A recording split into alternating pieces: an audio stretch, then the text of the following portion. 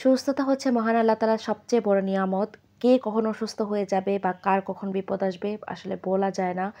আজকে এরকম একটা বিপদ হয়েছে আপনাদের সাথে শেয়ার করব। না টেনে সম্পূর্ণ ভিডিওটি দেখে নিবেন। আসসালামু আলাইকুম, ওয়েলকাম করছি আরও একটি ব্লগ ভিডিওতে। কেমন আছেন সবাই? আশা করি সকলেই ভালো আছেন। আলহামদুলিল্লাহ আমিও ভালো আছি। ভালো নেই, তারপরেও ভালো বলতে হয়। অনেক বেশি ঠান্ডা লেগে গিয়েছে। যেহেতু প্রচণ্ড বৃষ্টি হচ্ছে, ওয়েদারটাও জানি কেমন, অনেক বেশি গরম এবং যখন বৃষ্টি পড়ে অনেক বেশি ঠান্ডা হয়। তারপর হচ্ছে দেখা যাচ্ছে যে গতকালকে ছেলেকে স্কুল থেকে আনার সময় ভিজে গিয়েছিলাম বৃষ্টিতে।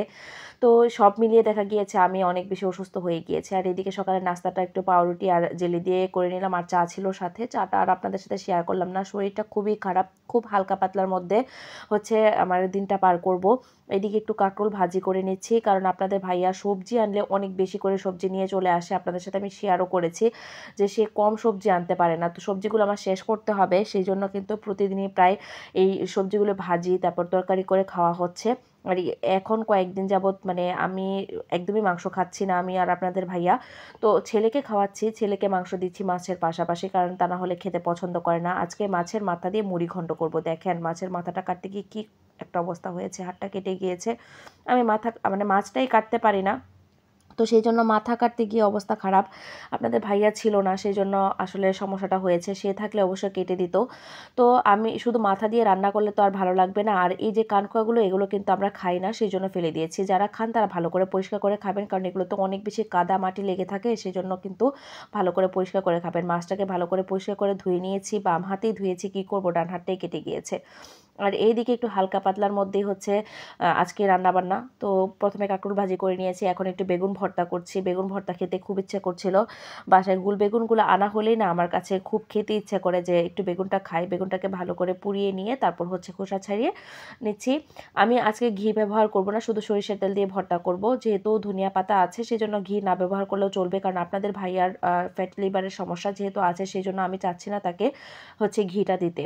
তার জন্য অনেক কিছু এখন স্যাক্রিফাইস করি, অনেক কিছু খাই না। তো আমার হাতটা কেটে যাওয়ার পরেও কিন্তু ভর্তাটা করেছি, কারণ সে বাসায় ছিল না।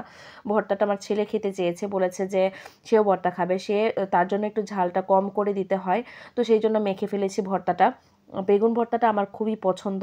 আপনারা কে কে পছন্দ করেন অবশ্যই কমেন্ট করে জানাবেন। আর এইদিকে একটু মাছের মাথা দিয়ে মুড়িঘণ্ট করে নিচ্ছি। এইভাবে অনেকেই মুড়িঘণ্ট করেন না, অনেকেই মুড়িঘণ্টটা করেন মুগ ডাল দিয়ে, কিন্তু আমার মায়ের এই রেসিপিটা বেস্ট আমি বলবো। কারণ কি জানেন, আমি তো মাছ এমনিতেই পছন্দ করি না, কিন্তু মাছের মাথার এই রেসিপিটা যদি করা হয় তাহলে কিন্তু আমি খাই। আর মাছটা কিন্তু আমি ভেজেও করছি না, এখানে কিন্তু খুবই সিম্পলভাবে করছি। প্রথমে একটু পেঁয়াজ কুচি ভেজে নিয়েছি।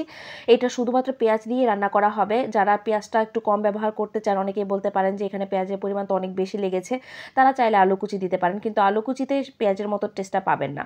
তো যাই হোক, পেঁয়াজটাকে ভেজে নিয়ে তারপর একটু পেঁয়াজ বাটা, রসুন বাটা, আদা বাটা দিয়েছি, জিরা বাটা দিয়েছি, আর এদিকে ফ্লেভারের জন্য দিয়েছি এলাচ, 4-5টা এলাচ দিতে হবে। আর যেহেতু মাছের মাথাটা দিয়ে রান্না করব, মাছের মাথায় তো মাংস থাকে না তেমন, কারণ দোকানিরা যখন কাটে তখন কিন্তু খুব বেশি মাংস রাখে না। সেই জন্য কিন্তু আমি মাছের 2টা পিসও দিয়েছি, যাতে একটু নরম হয়, থিকনেসটা সুন্দর হয়। তো এদিকে একটু তেজপাতা ব্যবহার করেছি, আর এদিক দিয়ে ভালো করে মশলাটাকে কষিয়ে নিলাম। লবণটা অবশ্যই দিতে হবে, আপনারা হয়তো অনেকে ভুল ধরতে পারেন।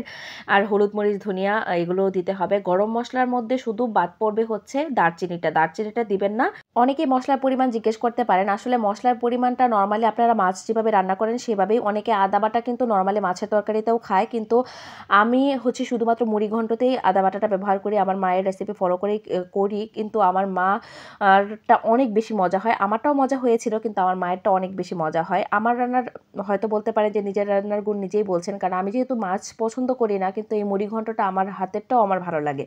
তো যাই হোক, আবারও হচ্ছে পেঁয়াজ কুচি আবারও দিয়ে দিয়েছি, তারপর হচ্ছে কাঁচামরিচ কুচি দিয়েছি, দিয়ে ভালো করে কষিয়ে রান্না করে নিব একদম শুকনো শুকনো করে, তারপর নামিয়ে নিব। আর একটু নামানোর আগে ধনিয়া পাতা কুচি ছড়িয়ে দিব। আর আমার আজকে অবস্থা খারাপ ছিল গলার, সেই জন্য কথা বলতে অনেক বেশি জড়তা হয়েছে এবং ব্যাকগ্রাউন্ড নয়েজও থাকতে পারে, তার জন্য দুঃখিত। যারা সম্পূর্ণ ভিডিওটি দেখেছেন তাদেরকে অসংখ্য ধন্যবাদ। ভালো লাগলে লাইক কমেন্ট এবং একটু শেয়ার করে দিবেন। আল্লাহ হাফেজ।